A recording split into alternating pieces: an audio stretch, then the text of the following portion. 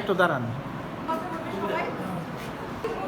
সবার দৃষ্টি আকর্ষণ আমাদের অভিভাবক, আমাদের সব অনুষ্ঠানের সব কিছুর প্রেরণা হিসেবে যিনি থাকেন, আমাদের সবার প্রিয় মাহমুদ খান টুটু স্যার, তিনি আমাদের মাঝে আজকে উপস্থিত আছেন। ওনার অনেক ব্যস্ততার মধ্যেও আমাদেরকে সময় দিচ্ছেন, কারণ তিনি নাফাকে এবং নাফার স্টুডেন্টদের সব সময় অনেক বেশি গুরুত্ব দিয়ে থাকেন।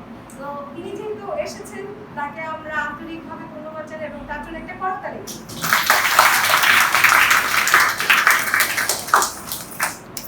আপনাদেরকে অনেক অনেক ধন্যবাদ যে আপনারা নাফার পক্ষ থেকে এই যে অনুষ্ঠানটা করতেছেন, এটা আমাদেরকে বছরে অন্তত নির্দিষ্ট দিনগুলিতে উজ্জীবিত করেছে।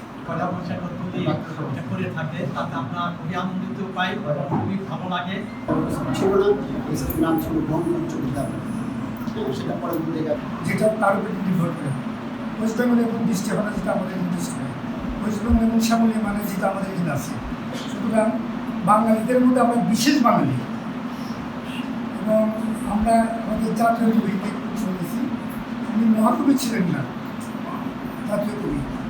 আজকে একটা সাক্ষ্য বহন করার জন্য কবি নজরুলের যেটি বিয়ের কাজী, তার জামাতা আজকে উপস্থিত এখানে আমার বোনের জামাই হামিদুল্লাহ সাবন্ত।